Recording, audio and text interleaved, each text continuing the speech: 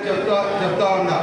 సాధారణ కుటుంబం నుంచి పుట్టిన వ్యక్తి ఈరోజు జాతీయ రాజకీయాల్లో చక్రం తిప్పి ఈరోజు ఆంధ్రప్రదేశ్ రాష్ట్రంలో ఒక స్థితిలో సునాయాసంగా ఆ గారడి విద్య చేసి ఆ ఎమ్మెల్యేని ఖచ్చితంగా నువ్వు గారడి అని చెప్పి నిరూపించి అక్కడ ఓడించి రాష్ట్ర వైద్య ఆరోగ్య శాఖ మంత్రిగా బాధ్యతలు చేపట్టారు.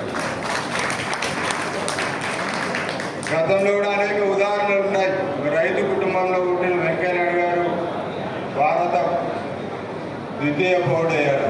అదేవిధంగా మనం చెప్తా ఉంటాం, బడిపంతుల కుమారుడు వాజ్పేయి గారు ప్రధానమంత్రి అయ్యాడు.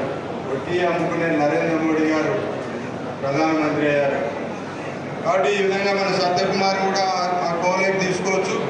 ఎందుకంటే మేము కలిసి చదువుకున్నాం కాబట్టి అన్ని అవసరాలు పడినాము. సత్యకుమార్ గారితో